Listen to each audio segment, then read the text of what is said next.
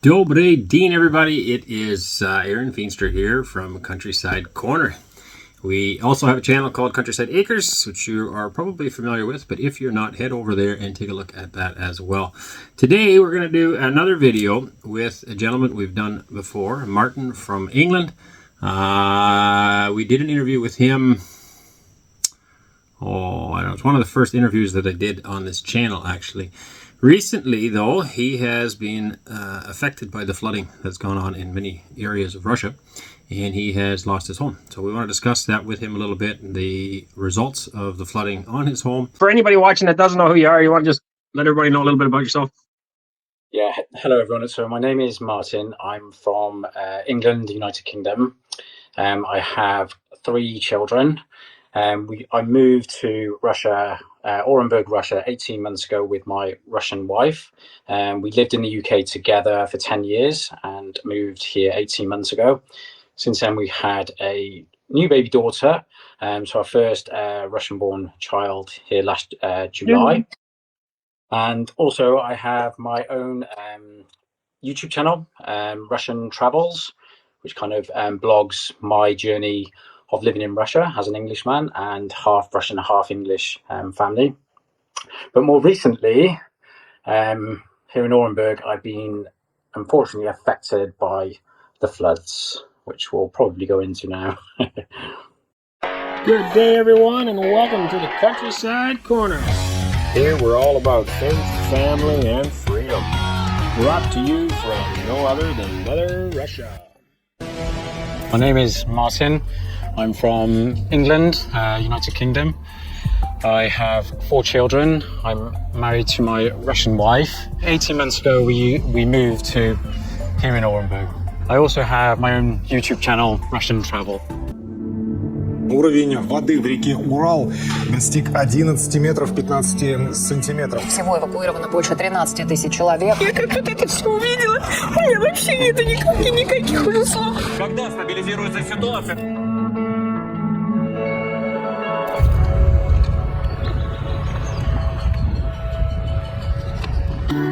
Так, все, можно проходить дальше, я заберу.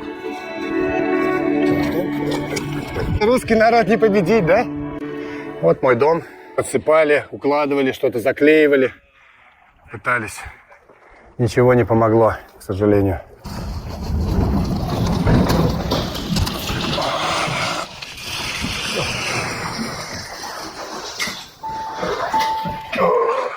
Ой-ой-ой-ой. Пока в шоке, да, я такого никогда в жизни не видел. Это что-то. Это все новое. Полы, ламинат постелили на Новый год. Все сделали, все пропало. Кровать. Там детская. Детскую купили месяц назад.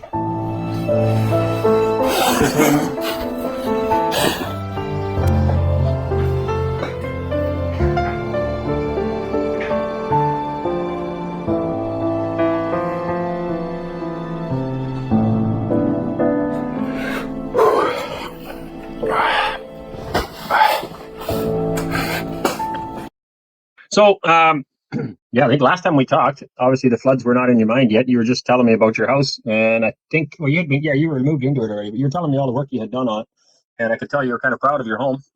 You obviously weren't expecting any of this to happen.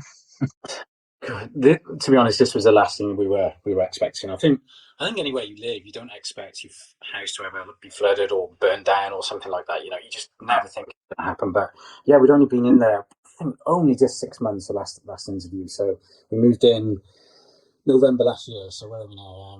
May. So yeah, just over 6 months since the food started in March, isn't it? They started end of March, April. So yeah, it was all happy. Brand new house, you know, watched it being built brick by brick. I put a lot of effort in myself. My wife did, obviously, with organising all the engineers for me to turn up and kind of do the internals. Mm-hmm. We saw it be built brick by brick from the developer initially. But yeah, and very happy, very comfortable home, you know, lovely neighbourhood, lovely kind of village development. And no one was expecting it. So, and here we are. I'm now actually in a rented accommodation. We found just 30 minutes outside the city from where we are. So yeah, it's been a crazy kind of 12 months to the initial kind of start of the year, it's just been, I don't know how to describe it really.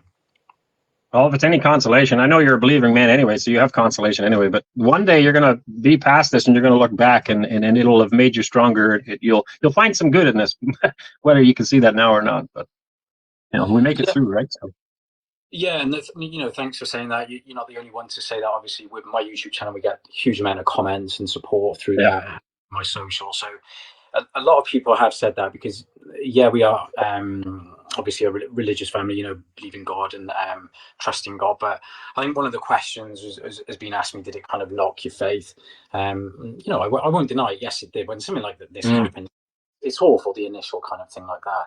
But the support and messages like what you've just said then, it's happened for a reason. But God is still with us, so we're confident we'll come out of this better eventually. Absolutely. Yeah, a lot of people, I shouldn't say a lot of people, I know people who dwell on the bad side and blame God. And I think it's important to remember that the bad never comes from God. He allows it to happen to test us. You look at the story of Job. I'm often humiliated. I don't know if that's the right word, but Job lost everything, like a lot more than any of us could ever think to lose, and still had faith in God. And that's always a testament to me that, I can find myself complaining about little situations that really aren't that bad. Your situation, I think, is pretty bad, and yet you still have family, you still have your wife, you still have your children, you still have so many things. He lost all of that and somehow still retained faith in God, and it's something for us to look up to, I think. Yeah, and on just on the back of that, that's one thing I'm grateful for. We're all safe, we're all healthy. None of us were injured. We managed to evacuate in time, so grateful for that. But just unfortunate what's happened to kind of our brand new home and many others, in the community as well. So I come to terms with it. It's a test. So Yeah. What exactly happened? Can you elaborate on that? Like, is this something that happens normally, flooding over there? So it's very difficult to kind of explain exactly what's kind of happened. I think eventually some official report will hopefully materialize. How I see it is there's a number of factors. The kind of rivers go in cycles, and it was 20 years, I think 15-20 years since the kind of last major flood, I would say. The last flood was it still wasn't as big as this one, so it kind of goes in cycles. But on the back of that, we had a very wet autumn. It rained quite a lot. We had a considerable amount of snow throughout the whole of Russia. This is my second winter, and it was definitely more snow throughout the whole of kind of Russia. So as you know, the Ural River is a huge long river. It goes through vast parts of the country, and it's not just this area of the melting snow. It was kind of the mountains further east, kind of all the snow really melting all at once. And then there are dams and reservoirs and things that obviously fill up. And certain dams which are controlled, they release water as and when. But I think I always see it, one of the dams, the water was released very last minute. It should have probably been kind of released in stages. So it was all these number of factors with melting snow, dams being released, reservoirs overflowing, the river, the ground saturated. The water didn't have a chance of anywhere to go. So that's kind of how I see it. But it wasn't like it was a tsunami of water that came in one go. It was gradual over about a week. It would rise. The critical level of the Ural River in the Orenburg region is 930 centimeters. So that was the critical level where it starts to break its banks and obviously flood the plains and things like that. And I think the maximum it got to was 1187. So 930 was critical, and it got to almost 12 meters.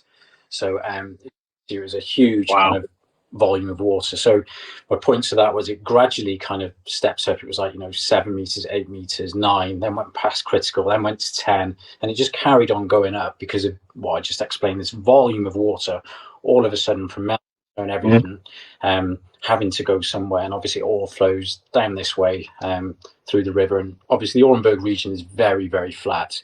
It's steppes, it's just nothing but kind of flat land. So unfortunately, Orsk and Orenburg, we took the brunt of it. So if that makes sense. So I was going to ask that how many communities were affected. So mainly just the two. Yeah. So obviously, I don't know if you've looked at the map. The Ural River meanders right through. Obviously, is in Orenburg region, and it kind of meanders from the Bashkiri Mountains right down. So it's kind of this region, but it's a huge region. Orsk is 300 kilometers away from us, or 250, 300 kilometers away. But it's all the neighboring villages and towns, obviously throughout that as well. So Orsk, Orenburg, two biggest cities. So I think it's something like 400,000 applications have gone in of homes and dachas and things and businesses that have been affected. So it's a huge amount. But the other thing is as well, obviously we border Kazakhstan. That's only like 150 kilometers away, and that was affected. Hit its worst floods in decades and decades. Its worst floods. And I think all the waters were coming from all directions, and this water just didn't have anywhere to go.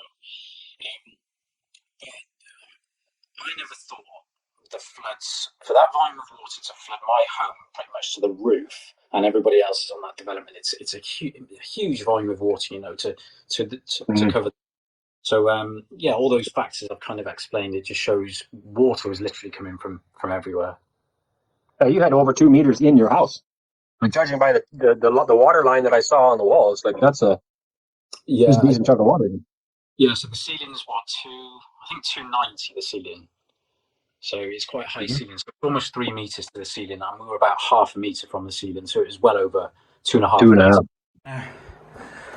You can see the water level again.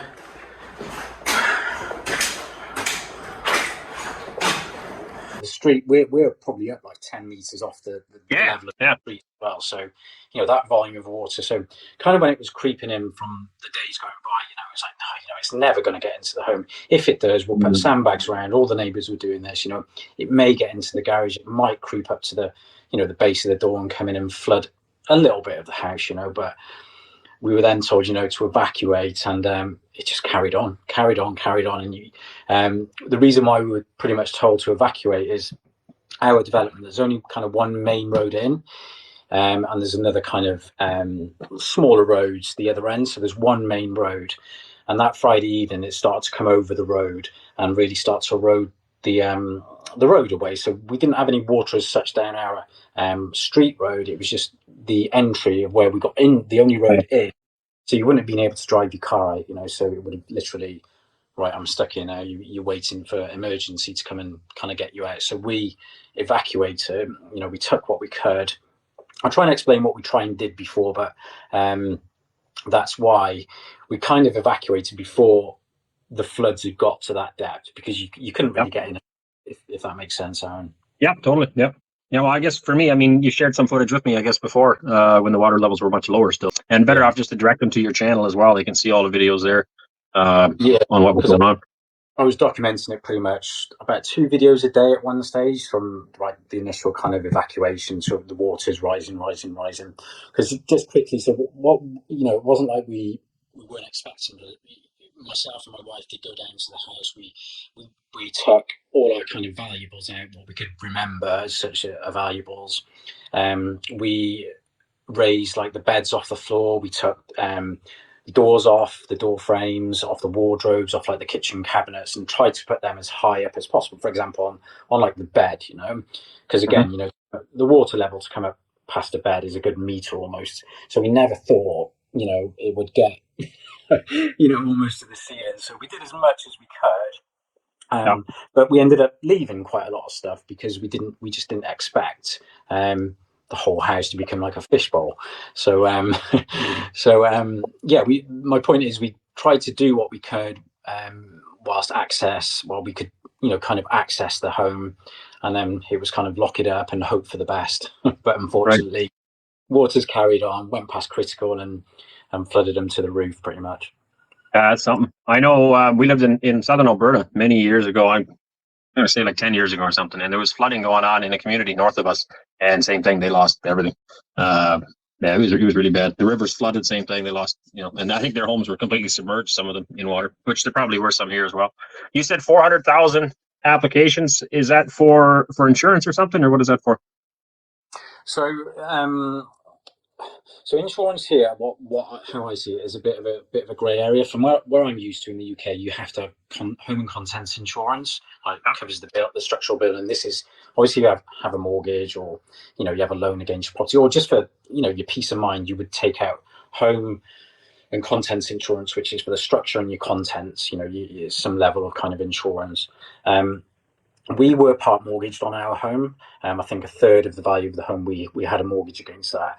I think that is the only part that is insured by law here through the bank. So we didn't take any more insurance. You can take insurance out here, but it's kind of not really done, if that makes sense. I might be wrong, but so we didn't have any home contents insurance against the rest of the house. So all our belongings, all the fixtures, fittings, all your electricals, appliances, your flooring, ceiling, lighting, electrics, all of that is not covered.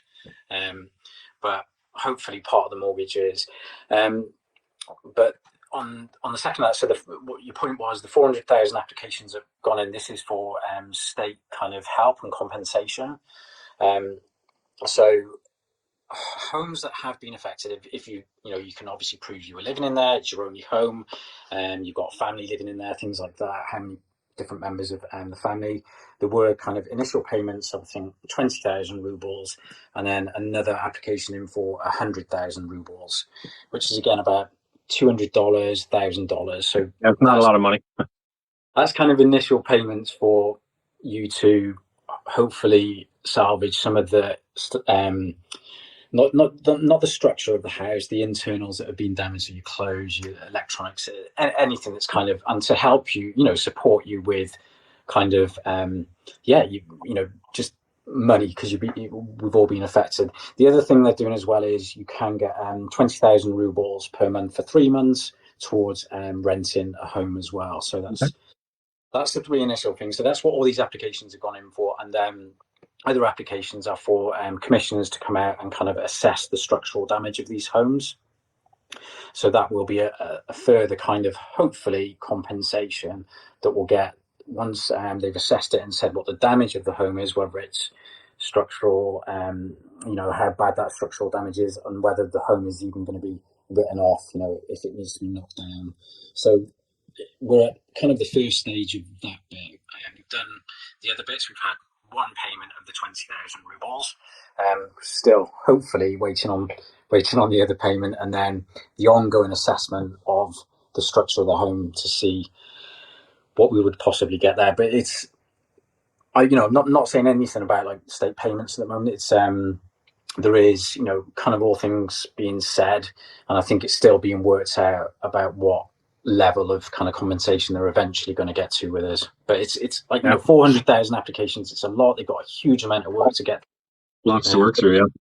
But the governor has said, they will hopefully compensate us for somewhat for the properties, whatever damage they work out. But it will never be the amount that you put into this. I believe it would only ever be half of what we put into this anyway, because it's everything else, all the internals, all your electronic, all of that is never going to be fully compensated for. So it's still going to be a huge financial loss, whatever happens from the state or whatever. Yeah, I'm not huge on government support, and yet, I mean, if it's offered, obviously you're going to take it. And in a case like this, what else do you do? I mean, you have minimal amount of insurance. I don't know your neighbors, if they have insurance at all. You can get in a pretty nasty situation pretty quick, right? So, but the numbers you gave just didn't sound like they're going to go very far. Do you have or maybe if you're comfortable sharing anyway, do you have a rough idea how much loss you would be facing, losing your home, or the average person would be facing, maybe? Yeah. So for our home, this is the figure. So the house fully completed, with all your internals, past, furniture, your appliances, everything. We're about 10 million ruble down. So, so 20,000 rubles doesn't go very far. No. Now there might be more than that, you said. So, in your insurance, hopefully, is going to cover a third of that, but you're still out a lot more. The houses there are all made of concrete, or not? Yes. So the build of them, how I've seen it done, so it's a concrete foundations as a square, pretty like everywhere else, and then kind of the middle of that was then filled in with like clay, sand, and grit, and then over the wall. No, sorry. So you've got the square kind of foundations. Okay, yes. Yeah, and then you've still got the square in the middle. That's kind of filled in with clay, gravel, things like that, and then a concrete kind of floor over that. Okay. And then on the foundations itself, you've got a concrete block on the inside. So big 30 centimeter block on the inside. Then you've got, I think it was 15 centimeters of insulation, which is just like the fiber insulation, the very soft kind of insulation. And then you had the brick on the outside. So all in all, it was about 40 or 50 centimeters. And then that's your load bearing walls and your kind of perimeter of the property. And then obviously the roof on above that and your internal walls built. So from a builder's perspective, the concrete part's probably fine, but the insulation in between the two layers, that's going to be garbage. How are they going to get that in? So the insulation, we've already seen from where some of the homes were kind of, they hadn't kind of finished some of the homes. So yeah, all the insulation it's like soggy cardboard in there. It's all dropped. So all pulled out. I think it's either take all the exterior bricks off, or take them off in like meter sections so you can actually pull it out. But this water you're talking about, I don't know how many people are used to kind of flood water. It's the most dirty, horrible, stinking water you've ever encountered. It's gone through everything. It's literally full of bacteria. Yeah, it's the filthiest water you'll ever come across, and the whole house just reeks. And it's obviously there's mold setting in. So we're going to go in and have a look. Hopefully we can get the doors open. But yeah, we've got obviously waterproof welly dungarees on, and we'll go in. I'll try and take some more footage of inside and things like that. So we just managed to get in the back door. That's the only door we could open. All the other ones are swollen or jammed or something, but this is what we have come into. Yeah, fridge is over. Plaster's all paint, plaster's all bubbling off. Literally everything is everywhere. It's gone like 3/4 away up the wall, maybe more. Stuff everywhere. It is very smelly, dirty, stinky in here. So kitchen completely ruined. Yeah.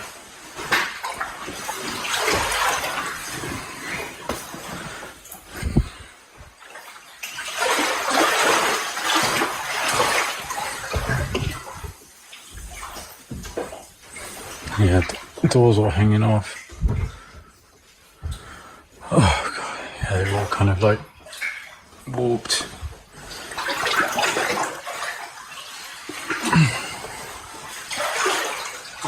Fridge was against that wall, so obviously come over there.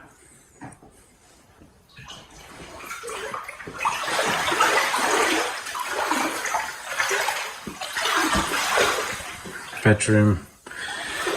So those mattresses were on the bunk beds on the top. So yeah, water level, you can see right up there inside.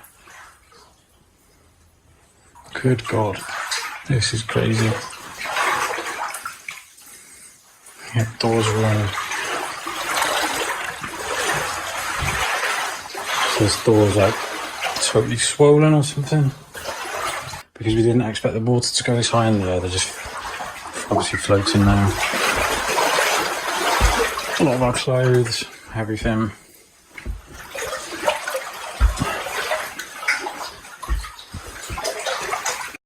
And even that is a health hazard. The stink of this, disinfectant, all that kind of material. It's all got to be ripped out. Everything, it's got to go back to the bare wall so you can try and disinfectant that or that kind of hazard in itself. Because don't forget, this is up to the ceiling almost, and then all kind of the evaporation of that water has obviously then gone into the loft as well.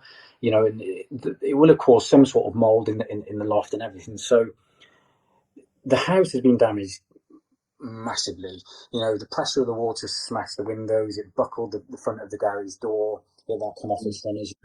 I think two or three windows were kind of smashed. The front door, which is a huge, the big doors here in Russia, the front, that was all buckled under the water pressure. Wow. Parts of the corners of the house where obviously the water's created its own tide has eroded parts of kind of the mortar between the bricks. And then we've gone down the kind of the external perimeter of the house, and there's cracks come through the house, which have not just gone through the mortar, they've gone through some of the bricks. So that means there's been foundation movement. And also, when you look at the inside of the homes, inside of the walls, there's cracks, quite big cracks through the walls inside as well. And the floor has started to drop inside as well. So from an engineer, I've had quite a few people kind of message me on that who are structural engineers, and without seeing the home, they've said that's definitely foundation movement. That home needs to be knocked down and rebuilt again. And even from the initial government commissioner's report as well, they're pretty much, they've obviously seen all of that, and they've said, yeah, there is definitely foundation movement here. So it's more than likely looking as though that the house is a write-off. Yeah, Complete loss. In some ways, that's better if they'll acknowledge that and knock it down, because, like you said, the mold and everything that's seeped into the walls, good luck getting that back out, right? So you need to live in there for the next 20, 30, 40 years. You don't want mold in your walls. exactly, because I've got three young children. We've got a fairly newborn, which is 10 months old now, and small lungs, but anything to do with breathing in any is a health hazard. And for me, I've even said this on one of my latest videos, I don't think I can take my family back in there knowing that house, even with some sort of repairs, it'll be very difficult for me to make the decision to move back in there, even if they can kind of repair it in some way. Because the thing is, repair's only good as a repair. Don't forget we have very harsh winters here, and what happens when that -35, -40 comes again? It freezes something that maybe wasn't dried correctly, that didn't have a chance to dry. It freezes, and it might be a wall that cracks or something, So we've even got to sit on the house, a good year to see what kind of movement is there with the foundations if we're trying to salvage that. But you've picked up on it straight away, that the insulation, all that mold, all that dirt, that's pretty much everywhere. Water gets everywhere. So Absolutely, yep. Any organic matter is going to be wet and saturated. It's going to start to mold. So that sucks. I don't know how else to put it, I guess. So you found another place to live. You're renting somewhere half an hour away, I think you said. Yeah, it's actually, we're very, very grateful for this house. It's a similar size. It's actually probably it's slightly bigger in terms of the land it's got. We decided to come outside of the city into a village because the rental prices were actually cheaper than in the city. As you can probably understand, there's everybody's trying to rent at the moment because they've got no. Well, that's what I was going to say. You got 400,000 people looking for a home. They're not all in your city, but rent price is probably going to go up. So I have noticed that rental prices and even property prices, these are flats, have gone up in value, and there's not many kind of rentals available. So, with a young family, myself growing up in the countryside throughout my life, and this is one of the reasons why we went for a house over a flat here in Orenburg. Anyway, we wanted that outdoor space, so we found a lovely home, which it turns out the owners and children actually went to the same school as our eldest anyway. So we had kind of some sort of kind of similarities there. And yeah, we looked at the house, and they gave it to us at quite a good price, because they knew we were struggling. They really, really helped us out. They helped us out with all the furniture, fridge, all things like this, just to, give us somewhere to kind of stay for the foreseeable, the next 6 months. So we're very grateful we got this. It's right in the countryside. I'm going to do a video on this on my YouTube channel because it's amazing view up here. But it's not it's not like we've gone for a big house because we can. It's just it was more affordable to come out here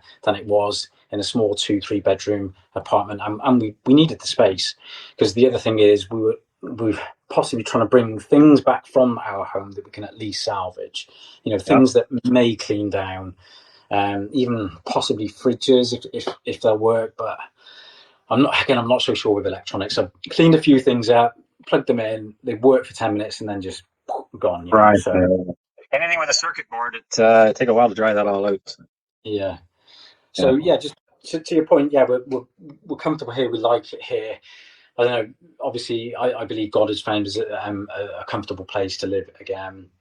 I don't know, and it was just I prefer being in the country. This is further out. Yes, it's a lot more driving to school. I've got about half an hour's drive each way now to drop the kids to school, but it's nice to be out of the city. It's nice to be just away from going down to that house and having the memories kick in, and or thinking, right, what have we got to do next with this house? What have we got to do? You know, so it's nice to have this space. Yeah. Yeah, it makes all the difference. So, and it's not there are probably not that many places for you to choose anyway. So it's nice that you found, whether if it's too big or not. Besides the point, at least you found a place for your family. That's the important part. As a man, for myself, anyway, I think you're the same. It's very important for us to be able to provide for our families, and so to lose your home, I think it would be really tough, not knowing what to do next, right? So, Yeah, because just quickly, the other reason why we have gone into a rented so quickly is there was 8 of us in a 2-bedroom flat, and that's how we were living for the first month from being evacuated.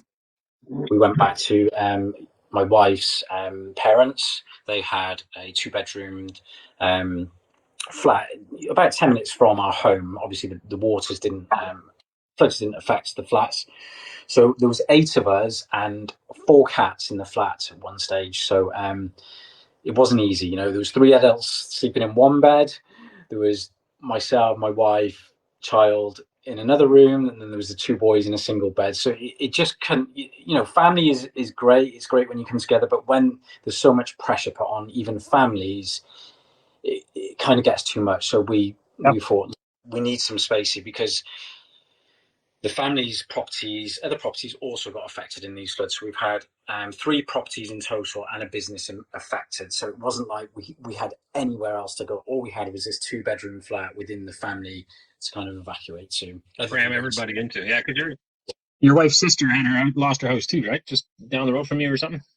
Yeah, so that was further towards the city down the Ural, but they kind of they flooded, possibly even worse. I think it went up to actually her roof down there. So yeah, she was in her home down there, and affected that. And Yuliya's mum and dad did have a summer house as well, which they lived in 6 months of the year, the summer months, and then come back to their Soviet flat, which they've had their whole life in the winter. So both of those properties have been affected exactly the same. Everything ruined.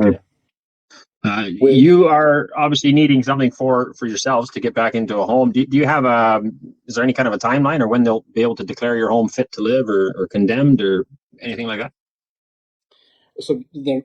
We've always been given us, at least a year to kind of even. Wow. Well, the thing is, there's lots of neighbours down there, hoping for the best. They're already down there trying to clean, and they've got dehumidifiers running, trying to kind of, dry out their homes and salvage it as much as they can. But until we get the official kind of decision from the government to say, look, these houses are okay, they're not okay, I don't know. How long is a piece of string? We just don't know. But we're giving ourselves at least 12 months until you'd even start to get back in there. Wow, that's something. I feel for those neighbors. I'd be wanting to get in there right away, start cleaning stuff out. But reality of it is, it gets into everything, like you said, right? It's not. You want to make sure it's safe for your kids. You're bringing your family back into it, so. Yeah, no, I understand why they're doing it, because these people, it's their homes as well. Their family homes. They put a lot of effort into. It's their savings, just like ourselves, that have put everything pretty much into it. And I understand why they're doing it, but we've made the decision. Until we know this house is fit to live, what's the point in going above and beyond? I'm not saying they're doing anything wrong. They might be doing the right things. They might have had different assessments they've done themselves, and they're saying the house is okay. But we initially been told our house is pretty much a write-off, so that's why we're not rushing to pretty much start doing any remedial work at the moment. Yeah, makes sense. Hey, anything else you want to add? It's hard. Yeah, it's like it really is tough, and I feel for pretty much everybody in kind of this situation. That's why we did the video with Russian code, because we don't, as a community, this is not myself now, this is the community that's all been affected. I can see we can quite easily be forgotten. It can quite easily be like, right, the kind of the initial bad, all the drama of it, all of the news has happened, and we don't want to be forgotten. There's forgotten. There's an awful lot of properties kind of being affected. So, you know, you said there, you know, what donations for the community. This is why we linked it with, you know, for example, yourselves and Russian Code, to do the documentary to kind of show, you know, the extent of this. And this is why I documented it on my YouTube channel also, you know. So that in itself is that you know how hard it is to make these YouTube videos and edit them and put them out. So that's what I'm trying to give back to the community as a whole is, you know, I'm showing, you know, this is what happened. It was this bad. Bring awareness to it. Yep. So we've got evidence that, you know, if it ever comes to a point, it's like, you know, it wasn't that bad. Yes, it was. It was this bad. This is what actually what happened, you know. So that's what I'm trying to give back to the community, if that makes sense, Aaron. Yep, absolutely. Yep. We're going to ask our viewers as well to donate to you. Would that be best through your bank card, or how do you want to do that? Yeah, so there's obviously the GoFundMe. There is PayPal link as well, because obviously there's viewers from overseas that can't transfer to like a Russian bank account. So there's there are links in there. There's I've got a Tinkoff and a Sber bank direct card to card or telephone. And I've also got PayPal and GoFundMe. They're the 4 ways you can donate. Yeah. Okay, so Martyn's going to send me all those. So we're going to put those in the description down here as well. And then we also want you guys to go to his channel, look at those videos for yourself, so you know what happened if you're not aware of the situation, and otherwise just to support it and give him a subscribe as well. See if we can grow his channel and get some more awareness, and hopefully rebuild his house so his family can get back to normal. How long have you been in Russia now? So it's about 18 months. Yeah. It's a little bit turbulent.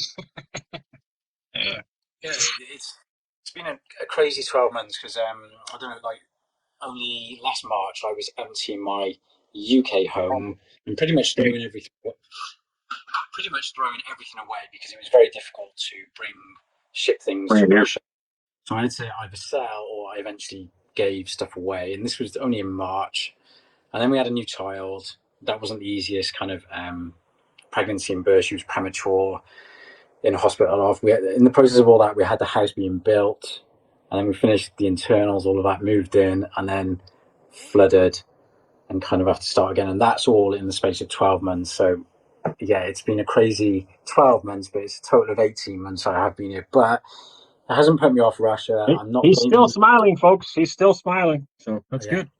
I am tired. I am exhausted. No, I believe it. It's awful, but hasn't put me off Russia. It hasn't put me off this region. I'm not blaming Russia or this region for what's happened. Right, and you're still not allowed to work here yet either, right? Yeah, I can work. Yeah, I've got. Oh, you can now. Okay. Yeah, so we still do have an online presence with a business, but that has been hugely affected. And obviously, I do have my YouTube channel, which is kind of becoming my job as it is anyway. But yeah, you know, income from that is nothing really. it's not nothing. But yes, I can work, but it's just tricky with everything that's going on. We've now got to try and rebuild, and yeah, we've got three young children to look after as well to rebuild and all of that. So we're putting the children first, and then we'll kind of see where we are in the next 12 months. Well, I'm sorry this happened to you. I appreciate you taking time to talk to us about it, and hopefully things get resolved. We'll stay in touch as we have anyway. If you were a little closer by, I'd go over there and help you on your house, but you don't really know what to do with it yet anyways. So it's probably pointless to do that, I guess. So. Exactly. We've done what going. But thank you for that, Aaron, and thank you, you know, for your support. I do try to mention your channel in my description because you're one of the, I think, 5 or 6 YouTube channels that have really stuck by me in all of this. You've reached out to me. It hasn't gone unnoticed. So yeah, I'm just very grateful for you even wanting to talk to me. You know, it's another kind of English speaking person that has reached out to me here in Russia. So thank you for that. I'm grateful for that. Oh, you're very welcome. I'm sure you do the same thing. So, but keep your chin up anyway. I think you know better anyway, but I'll say it anyway. Just keep trusting in God. Everything will work out somewhere along the line, and one day you'll be able to look back and understand why these things happened and know that it made you stronger. Just you probably can't see that yet, but I guarantee you will. I've been through some situations that really made me wonder, and now I can clearly look back and say, okay, that's why that happened. Yeah. Just keep trusting. I think you're right, and yeah, we are. So once again, guys, check the description down there for a link to his channel, also to the Russian code video and to the interview that I did with Martyn before, and links to ways that you could help Martyn and his family rebuild and get back on with their lives. God bless you. We'll catch you later.